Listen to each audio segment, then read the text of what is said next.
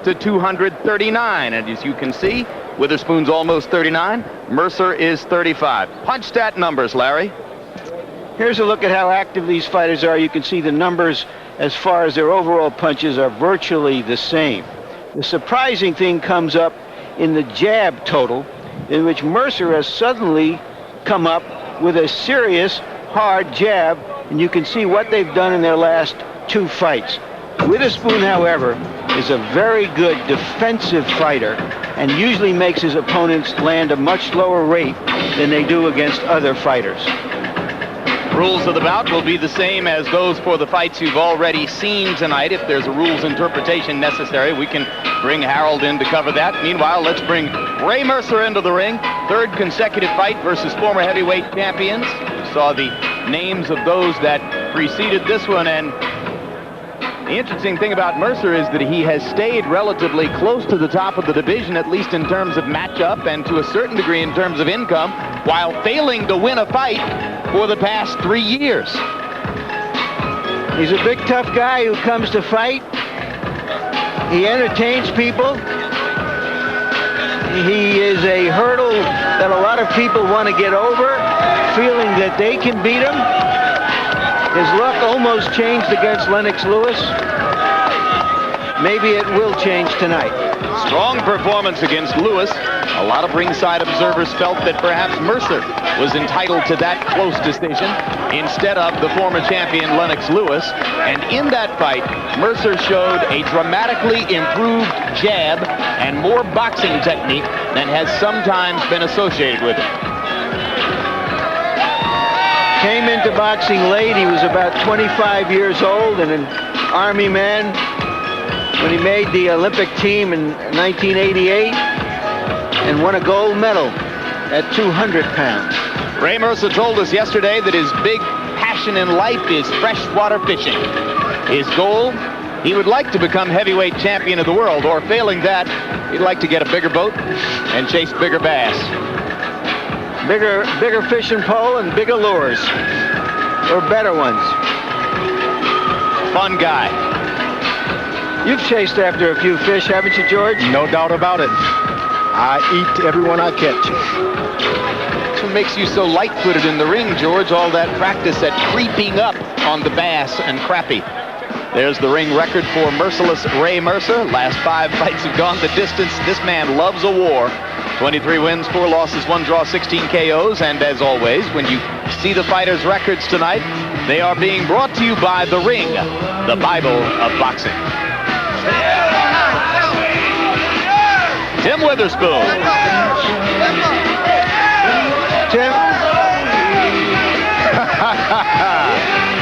Tim is one of the more likable fighters on the beat. And one of the reasons he is so likable is that, unlike a great many fighters who have complained that Don King stole their money, he put himself on the line, took King to court, and won about $1 million settlement. Well, we told you Witherspoon was relatively advanced in age, but he's not old enough, really, to be using Born to be Wild as his theme song. That song, George, is from your teenage years. Yep. Steppenwolf. You are a rocker, aren't you, George? You better believe it. A relentless rocker. How many Dylan CDs? Chair, man. Yeah, I know you have a lot of Bob Dylan CDs, don't you? That's true. Revealing trivia about George's life when here. you're getting into the ring.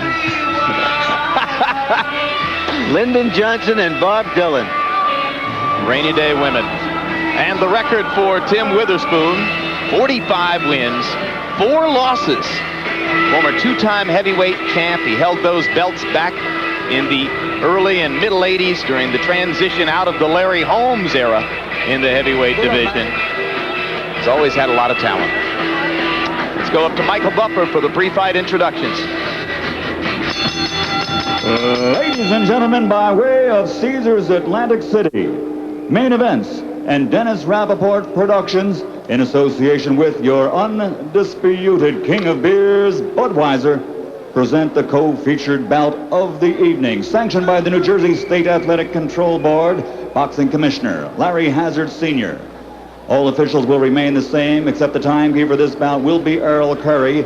Your 3 judges scoring this contest on a 10-point must system are Calvin Claxton, John Potteray, and Paul Venti. And when the bell rings, the man in charge of the action, Tony Perez. And now, ladies and gentlemen, 10 rounds of boxing of world-class heavyweight boxing. Introducing first, fighting out of the red corner, wearing white trimmed with black and weighing 235 pounds. His professional record, 45 victories, including 30 knockouts, with only 4 defeats. And he has earned 2 world titles. From Philadelphia, Pennsylvania, ladies and gentlemen, introducing the former 2-time heavyweight champion of the world, Terrible Tim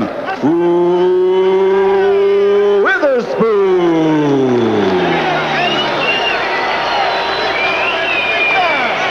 And his opponent across the ring, fighting out of the blue corner, wearing black trimmed with gold. He weighs 239 pounds. In 1988, he captured Olympic gold. And now, as a professional, he has 23 victories, 16 by KO, with 4 defeats and 1 draw, and a world title belt. He fights for the Mark Roberts Worldwide Organization from Newark, New Jersey. Here is the former WBO World Heavyweight Champion, Merciless Ray Mercer.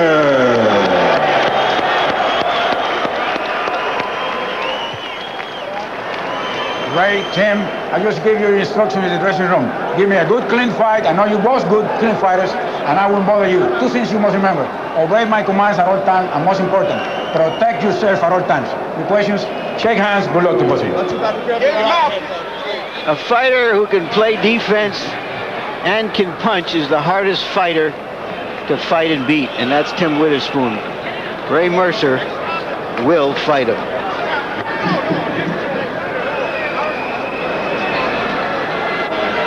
Well, George, this should be a commentary festival for you. Big heavyweights who can punch a little and box a little. Ray Mercer's the only guy I've seen who pulled his trunks down. Go ahead, hit me. And Witherspoon comes out and goes right at those trunks with 2 body punches. Mercer stands like a rock in the center of the ring and says, I'm an immovable object. Try to come at me.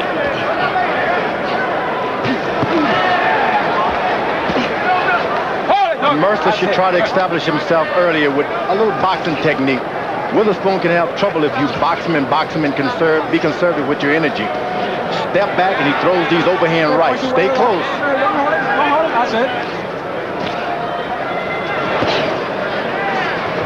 Witherspoon's overhand right looks a little unorthodox, George. He kind of loops it over the top, but he does generate some power with it, and he loves to go wide with those body shots. Yeah, but you can really counteract that by staying close. He needs room to throw that overhand right, especially when you're leaning on the ropes. He'll step back and then do it. But if you jab him, don't put too much energy into it to give him the thought that, hey, you're going to be tired in the next few rounds. Just jab him. You can win every round. Mercer should concentrate on that. Witherspoon trying to establish the jab up the middle, the body shots from both sides. Okay, push him out, come on. Sometimes throwing body punches to big guys like Mercer can take a lot of energy from you because they just stay there. Mercer driving a right hand over the top. Pretty conventional style, Ray Mercer. He likes to set up behind the jab and just try to land the right hand. Doesn't dodge too many punches, doesn't have a lot of head movement, got a granite jaw.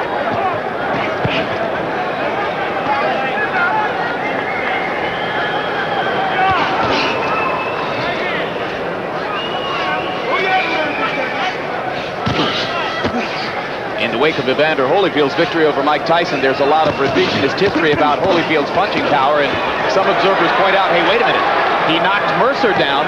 That should have told us something. No doubt about it. Very good. Mercer can take a good lick and keep ticking.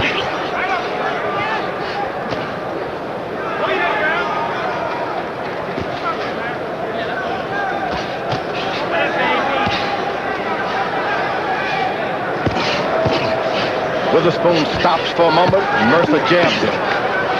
Witherspoon is the taller guy. He should be establishing the jab supremacy. Witherspoon in love with body punching in this first round and using it to good effect.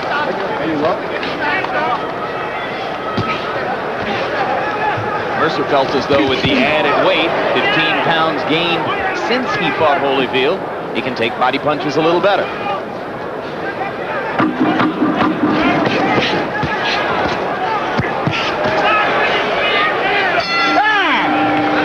First round comes to a close in Tim Witherspoon versus Ray Mercer, and Andrew Galata has his left hand taped, looking to throw jabs and left hooks with it as he gets ready to go into the ring for the second time against Riddick Lamont Bowe.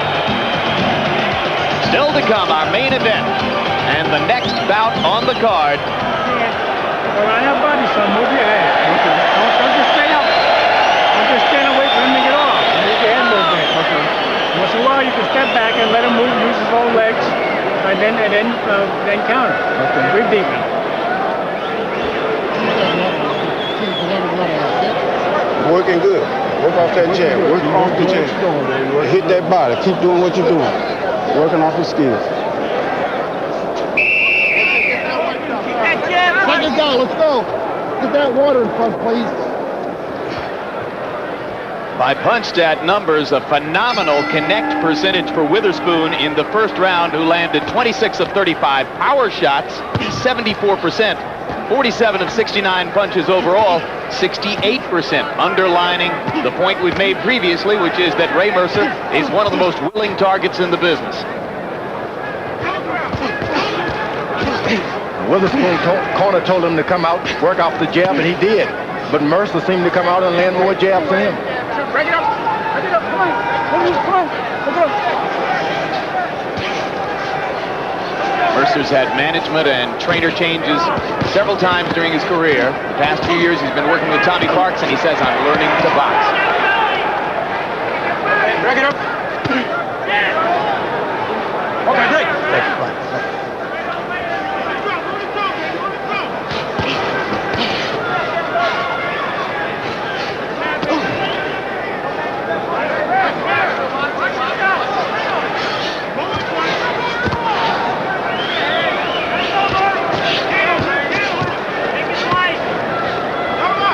Mercer's established, hey, I'm the one making you move. That's an early advantage for Ray Mercer. It's making Witherspoon move around the ring.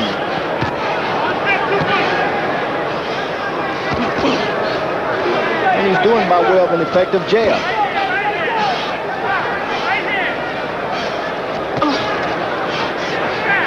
Both fighters breathing heavily already as we're midway through round two.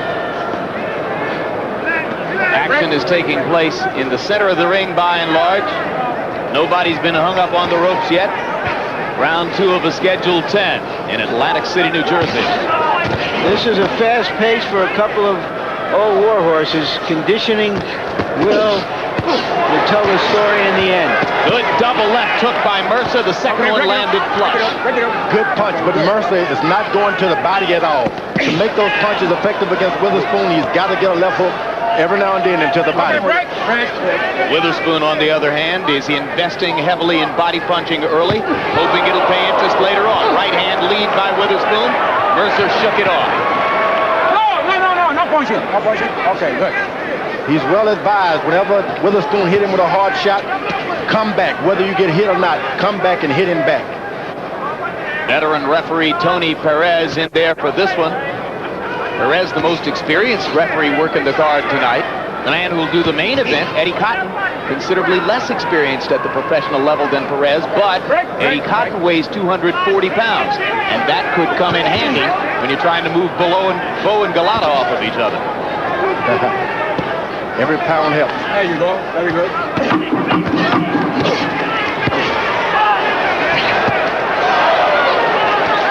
They trade right hands in the last 10 seconds of round number two. It hurts just watching them.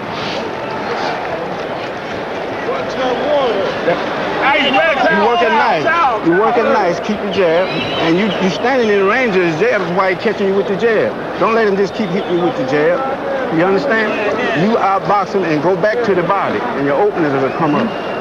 You understand? Okay. That right hand will fire home in a minute. Well, let's fire it. Yeah, you can lead it. You can lead it too, you know. Okay. He's waiting. Waiting for your jab to slip and start countering. Let's see these two Polacks jabs. Boom, boom, boom. How'd you like to stand in with these kind of guys, George? I wouldn't like it very much at all. Wouldn't be fun, you don't think? Not at all.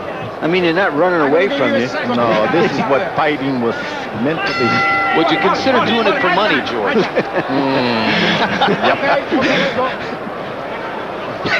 Round number 2, Tim Witherspoon gets credit from punch stack counters for landing 75 out of 119 punches. That's still a 63% connect percentage. And you can see that Harold Letterman has given Witherspoon the first couple of rounds. Witherspoon corner told him to move around and jab a little bit and then open up for the hard shot. Mercer's corner has told him to even lead with a right hand if he wants to. Witherspoon goes back to the body, viciously so. Larry Merchant pointing out to us yesterday Witherspoon's defensive technique of parrying punches with his right hand. You can see how he holds the right hand in front of his face and kind of moves it from side to side, looking to block punches. He's a very defensively oriented fighter a lot of the time, George. He has a good defense, but if you're going to set that old right hand, you shouldn't move it from side to side. That's when you can catch them, when they start moving it from side to side. Find out what makes him move that right hand over to the other side of the face and do it every now and then. Tim, keep your punches up, okay? Keep your punches up. He told me that he likes to invite the left hook by keeping his right hand across his face that way, so that he just has to look for the left hook and try to counter it when it comes.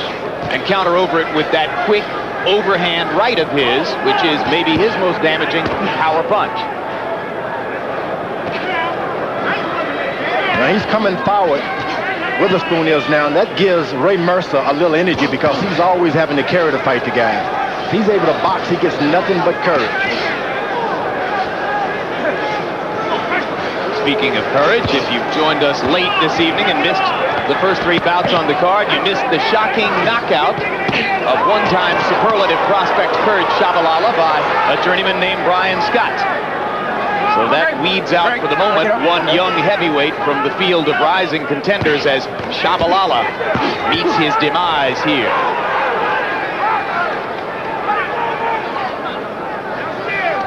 All right, break.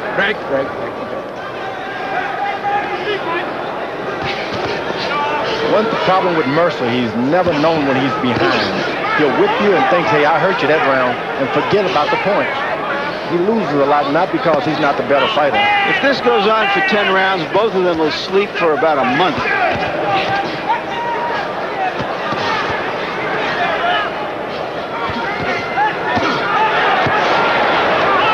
That right hand that he told his corner he was ready to throw is starting to develop for Ray Mercer. Break it up. Looking down the road tonight, we still have the main event yet to come between Riddick Bowe and Andrew Golota. Build up in Atlantic City for the past several days. One of the events leading up to the fight was the weigh-in, and because of Bowe's weight circumstances in the first fight, July 11th, there was a lot of anticipation for this. Here's how they looked when they weighed in 2 days ago. Okay, Riddick Bowe, 235 pounds. In person, he looked gaunt, but on that tape, he looked perfectly fine. 239. Here you see some of the fluctuations in Bowe's weight and his fortunes. 235 pounds, Holyfield 1, 246 pounds, Holyfield 2, he lost. 252 pounds, Golota 1. He should have lost. Tonight he's back where he was 4 years ago. What do you think about the way he looks, George? No doubt he'll be able to move his feet this time. Last time he tried to move his head without moving his feet. That extra weight will make you not be able to move. He's in better shape. We should see a lighter, quicker, perhaps more fluid Riddick Bowe in the ring tonight. Through Round 3, it's been a jabbing contest to a large degree. They've thrown a total of 221 jabs between them, and both are landing at a reasonably high rate. But Witherspoon has a big edge landing power shots. Mercer has not yet been able to throw punches in combinations. Mercer, in my mind, is winning the battle of the jabs because he's not supposed to be in the jabbing business at all. There's the first solid combination for Mercer as he lands a right hand over the top and follows it with a left hook. Okay, very good, very good. Mercer almost looks impervious to those body blows. Are they really hurting him, George? Sometimes some guys, because they have this little pouch, they expect for you to go to the body, and it doesn't hurt them. And you can see he's been hitting the body a lot in his career, and he just doesn't seem to do the work that needs to be done. Witherspoon allows Mercer to just stand still. Doesn't make him use his legs at all. We always say with head punches, George, if you can see the punch coming, you got a much better chance to take it and weather it. Is that true with body punches as well? Stop punching. Yeah, not so. The body punch you catch does this damage. There's Even no if doubt you're about watching it sail Even into if your you wrist. watch it, sometimes it's like, boy, I messed up.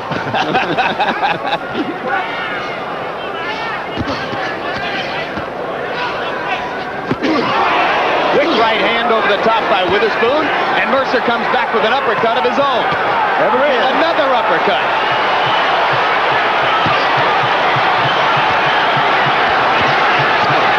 Round 4, an awakening for Ray Merciless Mercer, who's doing some work against Witherspoon with power punches in this round.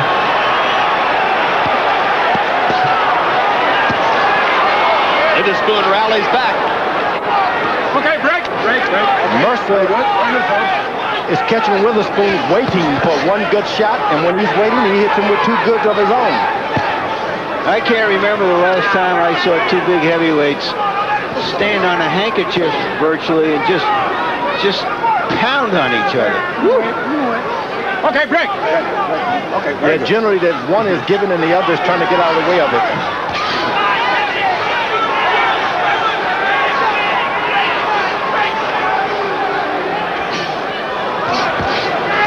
Can you believe Ray Mercer is fainting? Well, it's been a long time coming, hadn't it?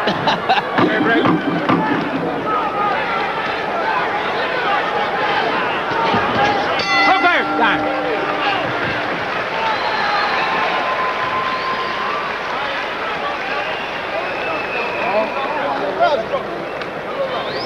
Hey, all right.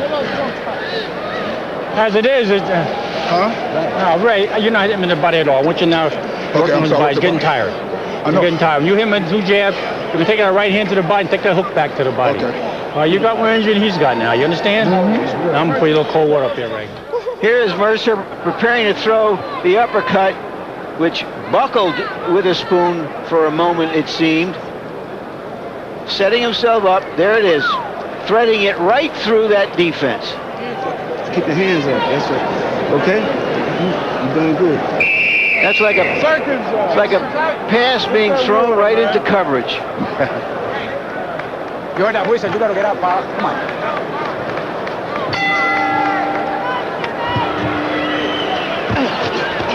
Excellent round for Mercer in round 4. In fact, between the two fighters in the 4th round, both landed more than 60% of their punches. So this is shaping up as a classic slugfest. Quickly, Harold Letterman, how do you see the first 4 rounds? Larry, 39-37, 3 rounds to 1. Terrible Tim Witherspoon. I thought Ray Mercer was fighting a lackadaisical fight, even though he was trying in the first 3 rounds. But suddenly he opened up in the 4th, and I mean really opened up and punched like he should have been punching. He clearly won that 4th round. He's coming back. We have the same score, Harold, but I wouldn't call what he was doing lackadaisical. I'd find some other word for it. Hard right hand landed by Mercer. Witherspoon counters twice to the body. Then big right hand over the top as he's looking at referee Tony Perez. I used to say, Ralph, if you won't help me, I've got to help myself. Talk about a feint, George. I think Mercer might have taken a look at the referee when Tim did, and Tim just whacked him. He ambushed him, George. That's exactly what happened. Couple of cagey fighters in there, particularly Witherspoon. Ray Mercer told us yesterday he thinks he has to win the fight via knockout. He said he thought that the chances were slim he could score a decision over the technically superior Witherspoon. And he's trying to knock out a man who's only been knocked out once previously in his career, that on the night when he really wasn't mentally there for his matchup with Bone Crusher Smith in Madison Square Garden. This is Tim Witherspoon's 18th year as a professional prize fighter. Again, you see the quickness of Witherspoon's right hand when he goes up top. Okay, break.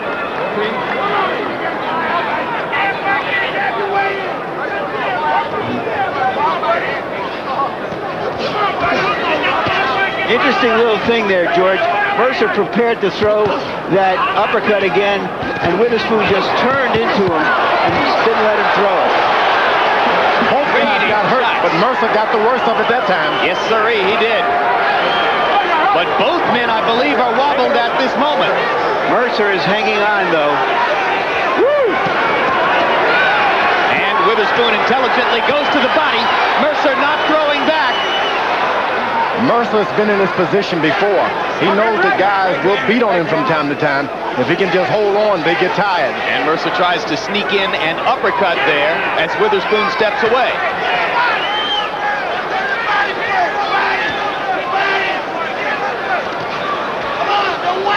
Okay, break. Break. Mercer paints Witherspoon with a counter left inside as Tim was stepping in. So Mercer seems to be shaking off the cobwebs now as he uses the ropes to help him with round 5 coming to a close. No punching. No punching. Okay.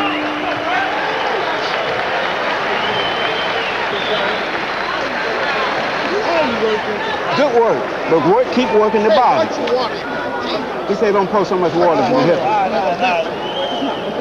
Tim, you're doing good, but work the body off and then come with your combination. You understand? Don't let him steal no rounds from you. Keep working the body. This isn't normal, folks. This would hurt if both of these guys were wearing 20-ounce gloves.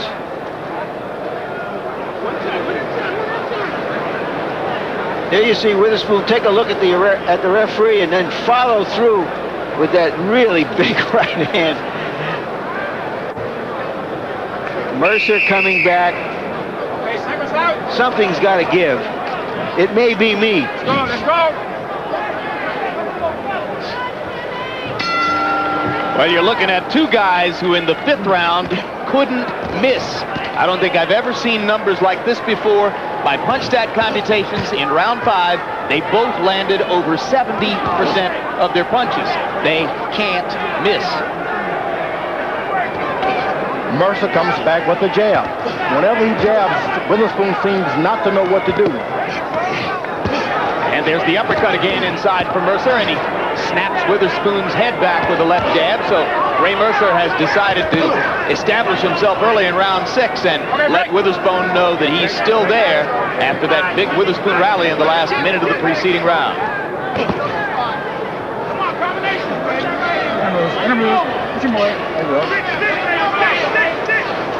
Witherspoon's corner told him to go to the body and then come back and try your rally. He seems not to be doing that. Witherspoon's trainer, Whit Lowry, stayed with him through all of the lean years while Tim was virtually exiled from the ring during his long legal battle against Don King. Whenever Ray Mercer catches Witherspoon waiting, he takes advantage of it.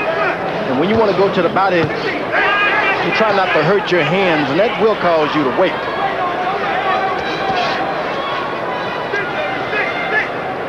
Do body punches hurt your hands more than head punches? You missed the body and hit that elbow, and let me tell you, you paid a price. So Witherspoon is trying to follow directions by going to the body, but those elbows, they can hurt, especially when the guy know that you're going to do it.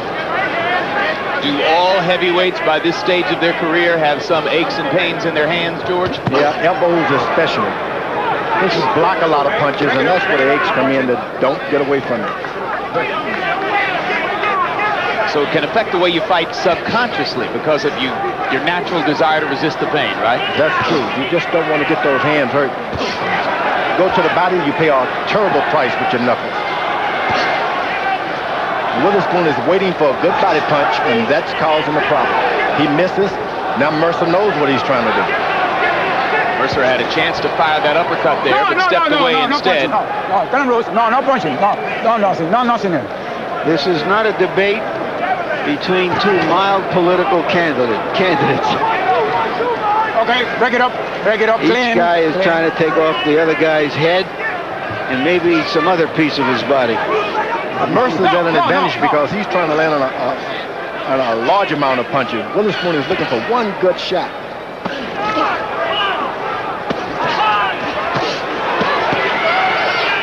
Witherspoon with a little counter left that landed inside there, and then as Mercer tried to come back with a combination, terrible Tim Witherspoon landing to the body again.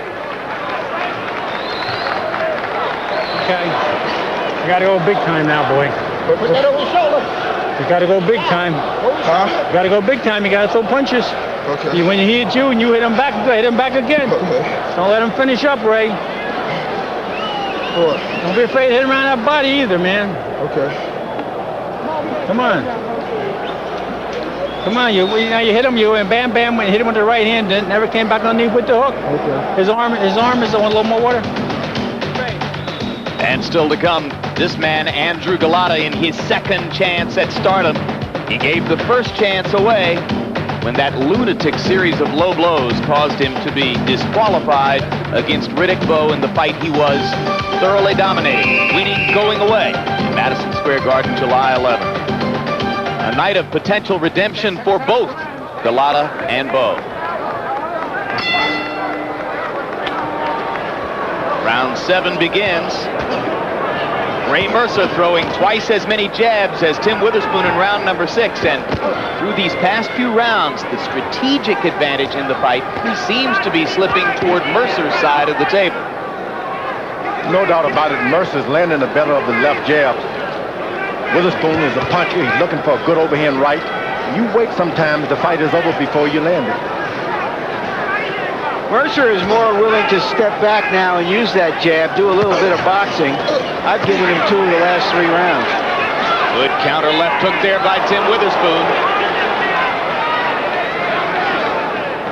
Witherspoon is being awful conservative, as though he thinks he may get tired, so he's holding back a lot of the punches he should be. Left uppercut by Witherspoon started a combination, and Mercer answered with 2 hard shots of his own. His corner told him if he hits you, come back not only with 1 shot, but 2 or 3. And he did as much. Idea in boxing is to hit the other guy first and to hit him last. Yeah, that's a good strategy. That's true. But if you stand there after you've hit a guy, certainly he's going to hit you back. Okay, break it up. Witherspoon lands a good right hand, and he just stays there.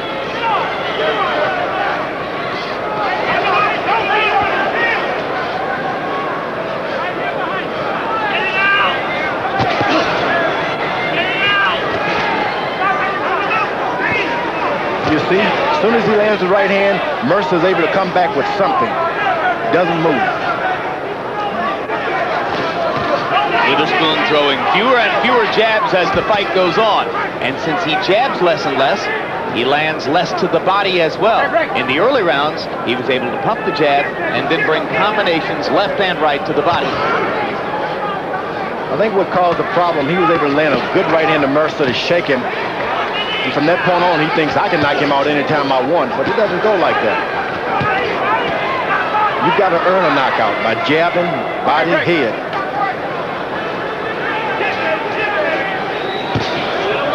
This is heavyweight fighting. That was the best right hand of the night. What a Ray shot. Mercer. Off of a left jab. Well, both guys have proven their ability to take a punch. Witherspoon uses that right hand to cover up, but you got to stay close. You can't do it from afar off to give the guy, it's like a baseball pitcher. He'll come in, and whether you cover it up or not, he'll hurt you. You got to stay close with that defense. Because if you do it from far away, you can't protect everything, and you're making it clear where the target is. That's true.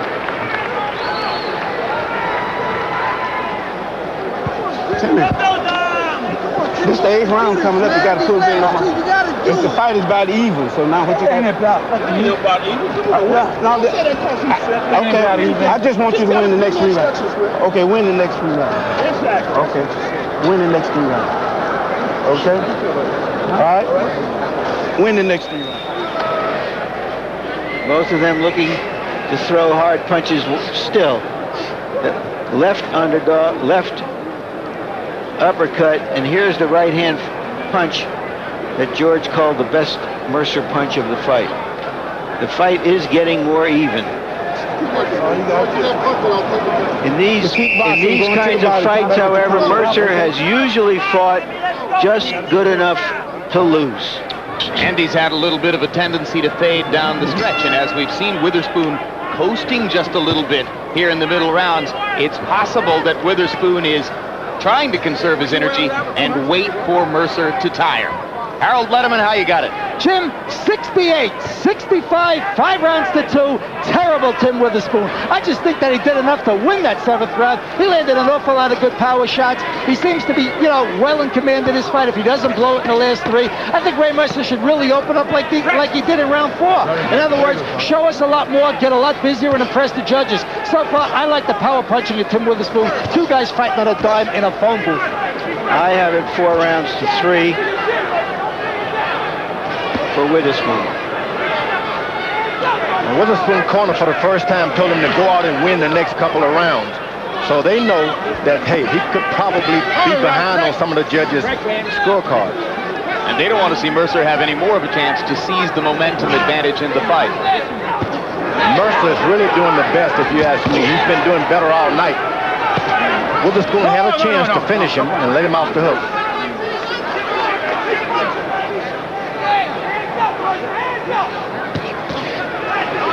Mercer, the avid fisherman, trying to land the biggest fish of his boxing career here. Mercer is not only punching harder, he's boxing and moving. Showing some footwork for the first time. Yeah, well, wonders never cease. It's truly amazing that those body punches seem to have absolutely no effect on him.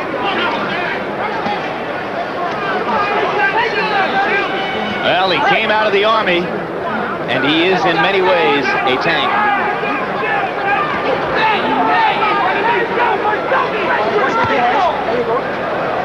Witherspoon cracking the right hand to the side of Mercer's head.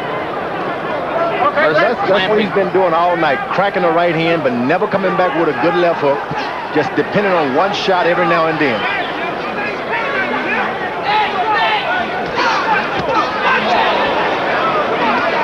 There's the right hand, but he's in no position to come back with anything. Okay, break. Watch those punches over the head. On the other hand, Mercer throwing fewer punches this round than in the 2 preceding rounds, and we've told you about his tendency to tire in the late rounds. This has been a grueling fight. Both of these fighters have 5 kids. Both of them are going to need a lot of tender, loving care for a while after this one. And you saw Mercer landing 2 close-in shots there before Tony Perez pulled him apart. Punch with 2 hands. Mercer's been able to do so well in fights. 2 hands free. Seldom he's able to find out how to win. He needs a trainer to teach him how to win fights. Well, he thinks he's got that man now in Tommy Parks. And we'll find out in these next 4 rounds. When last we took you to Riddick Bowe's locker room, he was getting a briefing from referee Eddie Cotton and New Jersey State Athletic Commission Chairman Larry Hazard on rules interpretations for tonight's fight. Now you see Bowe warming up and only beginning to break a sweat as we look forward to our main event, Bowe Golota 2. And let me just clarify, I said 4 more rounds of Mercer Witherspoon. That's a reflex, but a wrong one. This bout is scheduled for 10 rounds, not 12, so there are only 2 remaining. Want some more? Here. Ray. Just your jab is too good for him. Every time, don't look around there. Every time you get close to him.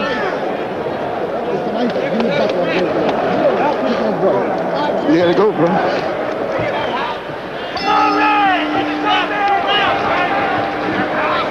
Tim Witherspoon came into this fight hoping to do something nobody else had done, which was to stop Mercer in order to force one of the top heavyweights into a fight. Right now, he'll settle for a half-point victory. In round 8, by punch-stat numbers, Mercer out through and outlanded Witherspoon. You can see that Harold Letterman gave Mercer the round, so the bout gets a little bit closer, at least in terms of the way our scorers are viewing it. Witherspoon should now stop going to the body and try to get this guy out of here. Keep your punches up now.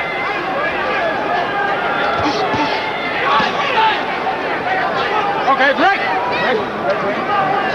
Ray Mercer's last 5 fights have gone the distance, 6 of the last 7, so if we go all the way to the bell at the end of round 10, that'll be no surprise in context of Mercer's career. Mercer's doing an excellent job of boxing. When Tim Witherspoon wants to fight, he boxes.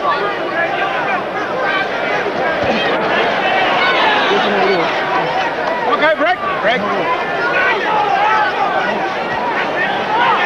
If you're looking across the ring, you can spot Evander Holyfield seated with his good buddy Donald Trump.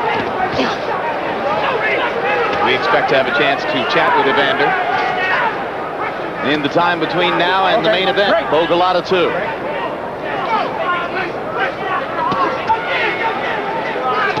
Mercer, for the first time, took advice. He started with a lead right hand. His corner turned in then about midway through the fight. Lead with the right hand. Suddenly, Witherspoon produces a flurry reminiscent of what he was doing in rounds 1 and 2.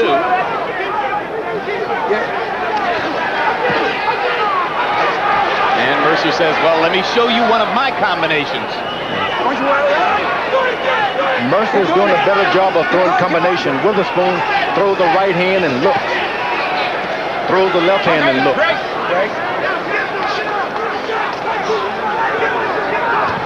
Witherspoon spitting blood out of his nose as he backs away. Okay. Good left hook by Mercer.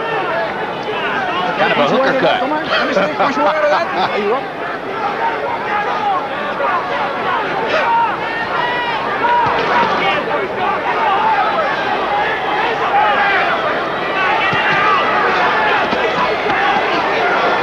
Good connects in there to the body by Witherspoon. Landed 4 punches in a row. Make it 5. Tony Perez says, no, I'm trying to break you up. Don't sneak that right hand over the top.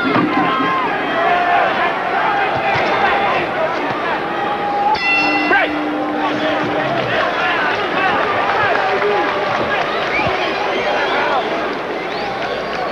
Last round, Tim. Take this one and we got the fight. Work good. Last round, baby. Last round. Last round. You did good that round. You look good. Keep hitting that body. You look good when you come off the body. Last round. Just bend your knee. Bend your knee and hit him back, okay? You bend your knee, the right hand will go over the top of your head. Just bend like that and punch. Okay. Come on, baby. Hit him first, man. We'll never hit you back. Okay. Last water. Stay tight, baby. Punch the entire round. Punch the entire round, you're all right. If you don't, he'll take over like that one. An interesting comment in Witherspoon's corner, I thought, George. Someone said, keep punching the body, it looks good. Very often body punches are ignored, but these big swings that chopping at the body are so clear and graphic that Witherspoon probably is getting credit for them. Probably. Harold, quickly your score as we go into the final round. Larry, 87-84, 6 rounds to 3. Terrible, Tim Witherspoon. Somehow or another, I just get turned off by a guy laying all over another guy. And in the last couple of rounds, Ray Mercer's laying all over him. Break it up. I have it 5 rounds to 4 for Witherspoon.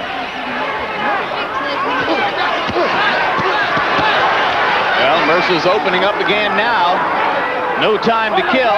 Round 10. Last round, fellows. Time to play whatever hand you've got. And both fighters have come out a little bit more aggressively here in the final stanza. So that once you head, both of you, watch your heads, okay?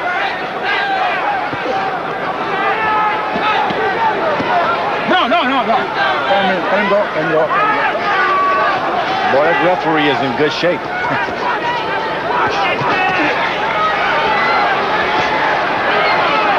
Looks like two NFL linemen lumbering down the field.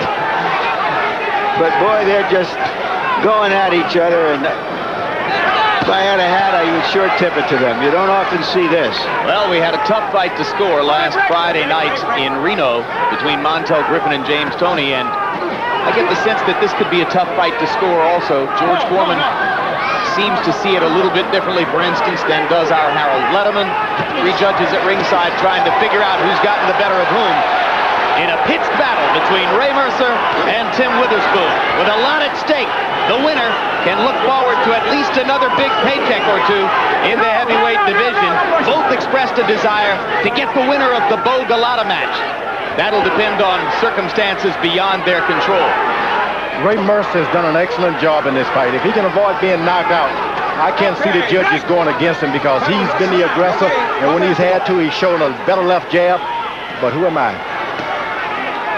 Witherspoon was caught waiting for a big shot for most of this fight. He landed a couple good ones, but not enough in my book. Come on, break yourself up. Punch your way. Witherspoon had the edge in activity and certainly in punching accuracy through the early stages of the fight. But he slowed his pace, and Mercer tried a couple of tactical wrinkles that seemed to help him as he went along.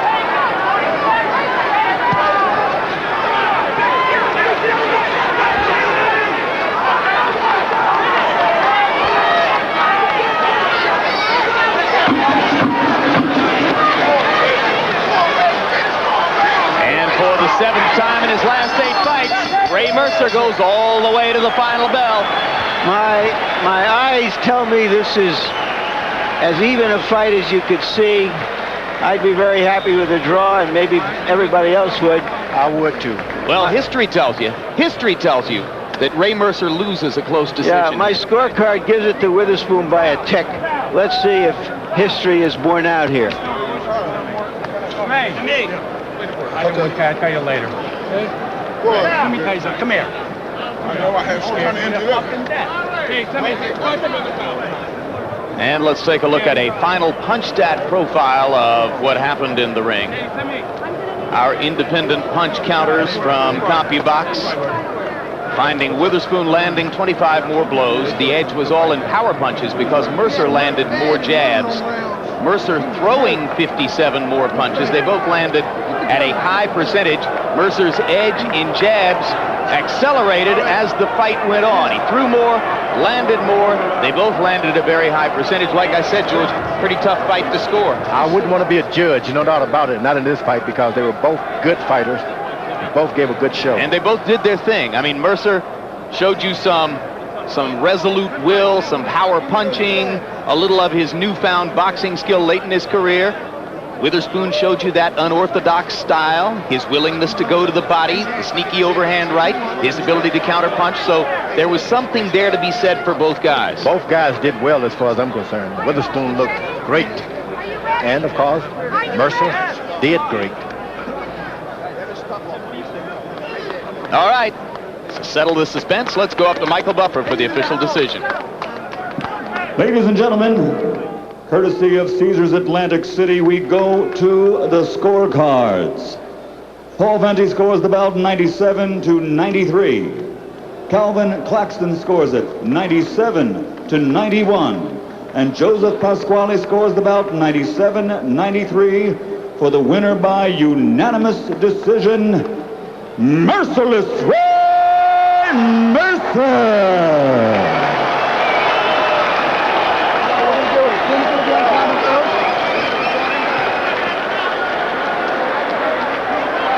So Ray Mercer's luck finally changes in just the kind of fight in which he has lost close decisions, including earlier this year to Lennox Lewis.